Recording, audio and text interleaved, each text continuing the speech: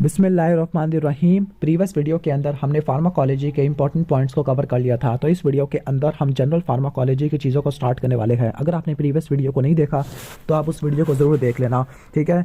Okay, तो start करते हैं क्लिनिकल ट्रायल की डेफिनेशन को। तो क्लिनिकल ट्रायल क्या होता है? जब भी कोई न्यू ड्रग आती है तो न्यू ड्रग की डिस्कवरी के साथ उसकी सिस्टमिक स्टडी होती है ताकि हम डाटा को जनरेट कर सके, उसके फार्माकोलॉजिकल और एडवर्स इफेक्ट को स्टडी कर सके, उसकी सेफ्टी को एफिकेसी को डिटरमिन कर सके।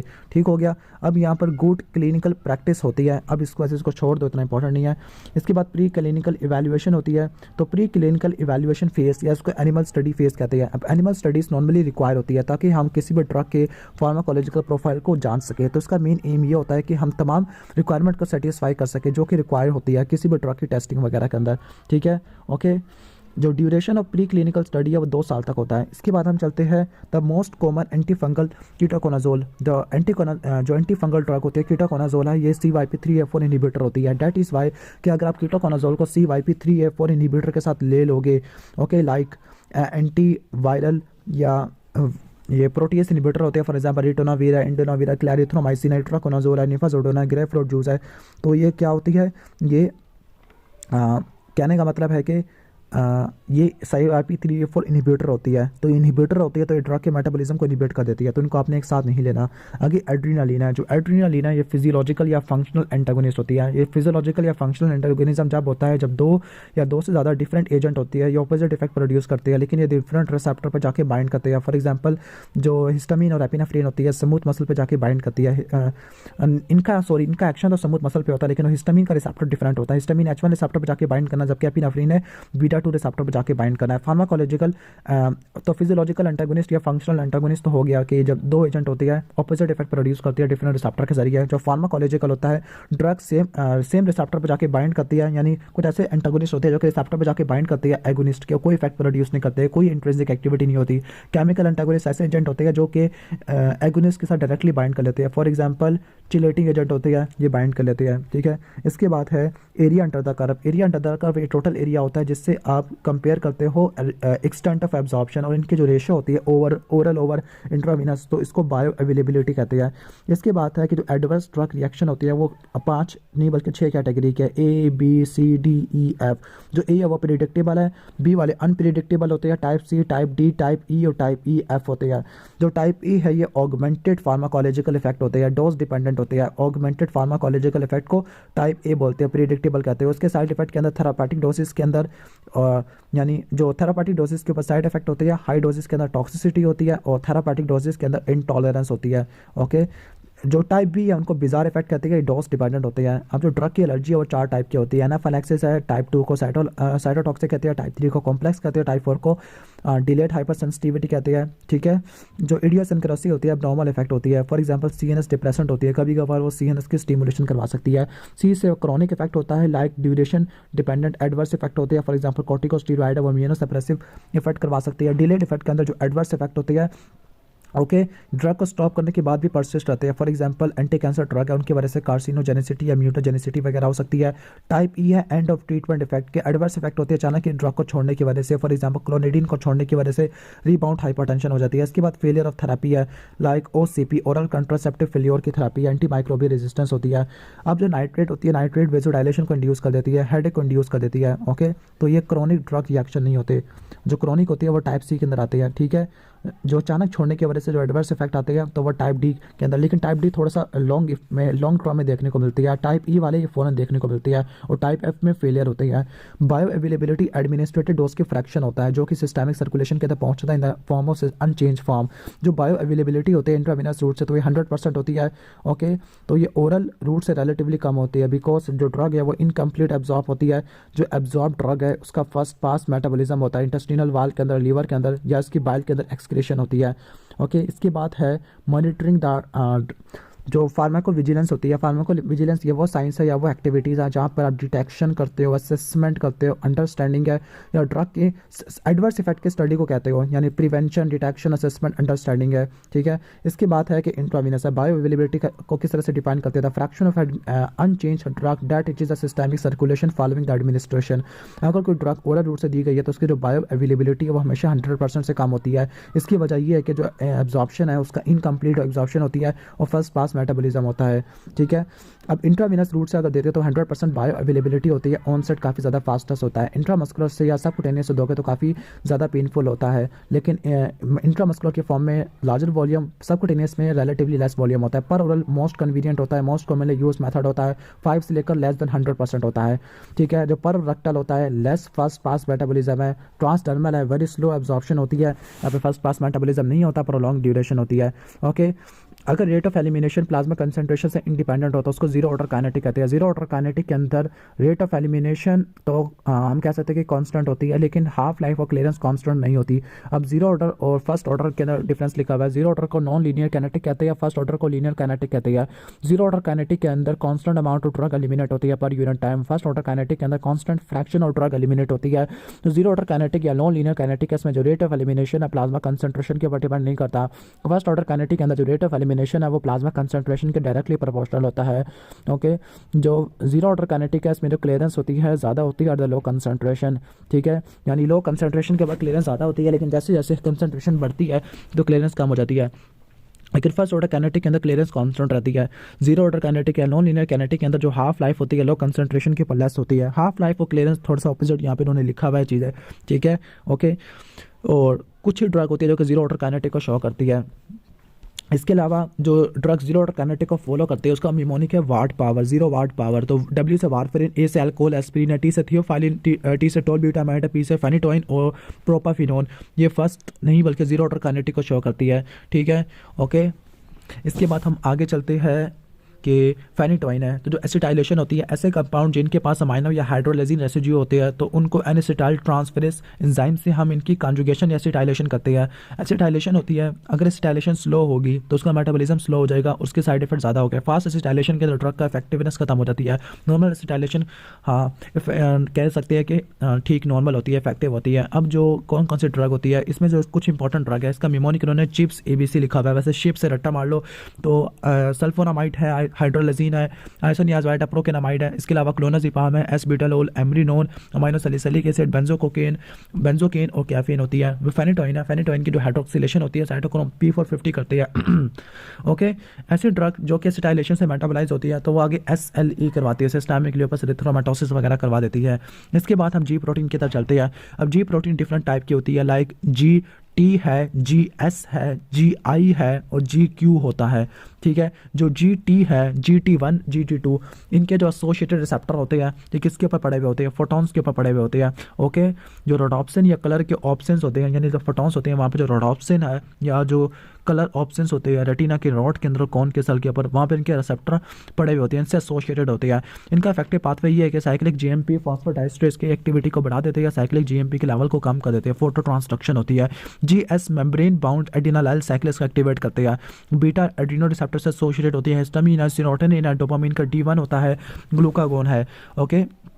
ये एडिनालेट साइक्लेस की एक्टिविटी को बढ़ा देते हैं, साइक्लिक एमपी को बढ़ा देते हैं। GI इनहिबिट कर देते हैं। इसमें अल्फा 2 है, M2 होते हैं, ओपियाइड रिसेप्टर है, सेरोटोनिन के रिसेप्टर होते हैं, D2 रिसेप्टर होते हैं। ये पोटेशियम चैनल को ओपन कर देंगे या फिर एडिनालेट साइक्लेस को इनहिबिट कर देंगे। GQ होती है, ये अल्फा 1 के साथ एसोसिएटेड होते हैं, M1 के साथ एसोसिएटेड होते हैं, एंजियोटेंसिन रिसेप्टर टाइप 1 से एसोसिएटेड होते हैं। फॉस्फोलाइपेज C को एक्टिवेट कर देते हैं। तो साइक्लिक एमपी है वो बढ़ता है GS से, ओके। अब कुछ जो ड्रग होती है दो कैटेगरी की है, आयोनाइज ड्रग और non ionize drug. Ionize drug को हम हाइड्रोफिलिक कहते हैं, नॉन आयोनाइज को लिपोफिलिक कहते हैं। जो आयोनाइज ड्रग है ये वाटर सॉल्युबल होती है, जबकि नॉन आयोनाइज ड्रग लिपोफिलिक होती है।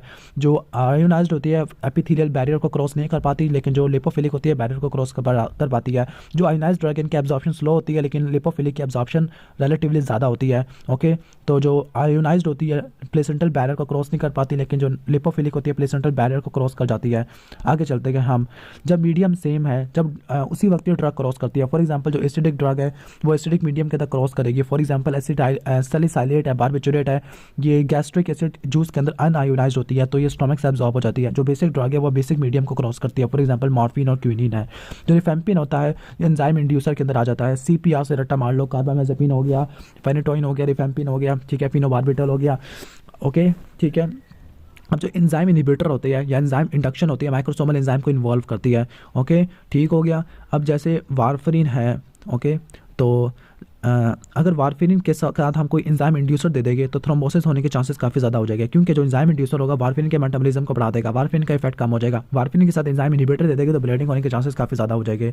ठीक है, अब एंजाइम इनहिबिटर के अंदर जो मेनली है वो GPRS सेल्फोन बैटरी डेड है, GPRS सेल्फोन बैटरी डेड है। G से ग्रेसोफिल्विन, P से फेनिटोइन, R से रिफेम्पिन, S से स्मोकिंग है, C से कार्बामेज़ापिन, F से फिनोबार्बिटन, B से बार्बिचुरेट और T से DDT है। जबकि एंजाइम इनहिबिटर के अंदर P कुक वाला फिनाइल ब्यूटाजोन, E से एरिथ्रोमाइसिन, A से एलोपेरिनोल, A से मिल्ड्रियोन है, C से सिप्रोफ्लॉक्सासिन है, O से ओमेपराजोल है, C से सिमेटिडीन है, K से कीटोकोनाजोल और वाला वेल्प्रोइक एसिड है, P कुक वाला। ओके, अब most of the anti epileptic drug, सारे के सारे anti epileptic drug enzyme inducer होती है सिवाय वेल्प्रोइक एसिड के जो कि एंजाइम इनहिबिटर होता है। बहुत सारी एंटी माइक्रोबियल जो होती है ओके एंजाइम इनहिबिटर होती है सिवाय ग्रेसोफिल्विन के जो कि एंजाइम इंड्यूसर होता है। ठीक है, तो आप वहाँ पे देख सकते हो। ओके, अब कार्बामेज़ापिन एंजाइम इंड्यूसर होता है, बाकी कहते हैं कि डिस्क्रिप्शन वहाँ से देखो। एस्पिरिन एक एसिडिक ड्रग है, दैट इज वाई कि अगर आपने इसकी यूरिनरी एक्सक्रीशन को बढ़ाना तो आपने यूरिन को अल्कलाइज करना है। यूरिन को अल्कलाइज बनाने के लिए सोडियम बाइकार्बोनेट का यूज़ करना है। बेसिक ड्रग लाइक एम्फेटामीन है तो आप यूरिन को एसिडिफाई करते हो किससे, अमोनियम क्लोराइड से, जो कि रीअब्जॉर्प्शन को मिनिमाइज कर देगा। पैरासीटामोल की पॉइजनिंग के अंदर एसिटाइलसिस्टीन ड्रग को चॉइस के तौर पर इस्तेमाल करते हैं। ऐसे लाइगेंट्स जो कि इंट्रासेलुलर रिसेप्टर के जरिए काम करते हैं तो उनकी जो हम इनको न्यूक्लियर और साइटोप्लाज्म के अंदर डाल देते हैं। ओके, ठीक है, सारे के सारे लाइगेंट न्यूक्लियर ट्रांसक्रिप्शन के जरिए काम करते हैं, लेकिन कुछ के रिसेप्टर न्यूक्लियस के अंदर पड़े होते हैं, कुछ के रिसेप्टर साइटोप्लाज्म में पड़े होते हैं। ग्लूकोकॉर्टिकॉइड स्पेसिफिक ग्लूकोकॉर्टिकॉइड रिसेप्टर पर जाके बाइंड करता है जो कि न्यूक्लियर ट्रांसक्रिप्शन फैमिली का एक पार्ट होता है। ठीक है, तो जो न्यूक्लियर रिसेप्टर होते हैं यानी न्यूक्लियर रिसेप्टर न्यूक्लियस के अंदर ओके या न्यूक्लियर रिसेप्टर साइटोप्लाज्म के अंदर तमाम स्टीरॉइड एक्सेप्ट एस्ट्रोजन है। ठीक है, ओके, ठीक है, जबकि ऊपर जो न्यूक्लियर रिसेप्टर होती है न्यूक्लियस के अंदर तो उसमें RER रेटिनॉइड रिसेप्टर एस्ट्रोजन है, विटामिन E है, विटामिन D है, थायरोक्सिन होते हैं, रेटिनॉइड X रिसेप्टर वगैरह। ठीक है, ओके, इसके बाद जैसे वहाँ पर स्टीरॉइड के अंदर ग्लूकोकॉर्टिकॉइड और एंड्रोजन की एग्जांपल दिया है, cell membrane via G protein, तो बाकी सारे होते हैं। ओके, इसके बाद हम चलते हैं आगे है कि यहाँ पर एग्जांपल दी हुई है nuclear receptor drug that induce drug metabolism like aryl hydrocarbon receptor है, इसका लाइगेंड ओमेपराजोल होता है। कॉन्स्टिट्यूटिव एंड्रोस्टेन रिसेप्टर तो इसके लिए फिनोबार्बिटल है। प्रेग्नेन X रिसेप्टर तो ये रिफेम्पिन है। फर्निसाइड X रिसेप्टर बाइल एसिड के लिए होता है। Vitamin D receptor vitamin D के लिए होता है। पेरोक्सिसोम प्रोलिफेरेटर एक्टिवेटेड रिसेप्टर फाइब्रेट के लिए होता है।